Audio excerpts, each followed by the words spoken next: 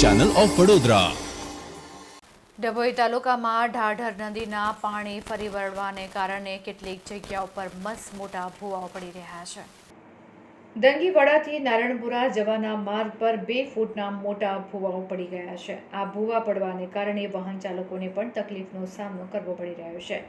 પૂરના પાણી ઉતરી ગયા છે તો અંતરિયાળ રસ્તાઓ પર ડભોઈ પંચાયતના માર્ગ અને મકાન વિભાગના અધિકારીઓ પૂરના પાણી ઉતરી ગયા છે એવા ગામોની મુલાકાત લે તો ખબર પડે કે કઈ રીતની સમસ્યાઓ ગ્રામજનો ભોગવી રહ્યા છે। 7 ગામોના રોડ ઉપર મોટા ભૂવા અને રોડ ધોવાઈ ગયા છે, જેનું સમારકામ થાય તો અવરજવર કરતા વાહન ચાલકોને રાહત થઈ શકે। ત્યારે વાહન ચાલકોની માંગ પણ છે કે વહેલી તકે આ માર્ગ પરના ખાડાઓ અને ભૂવાઓ પુરાય, જેથી કરીને લોકોને હાલાકી ન પડે।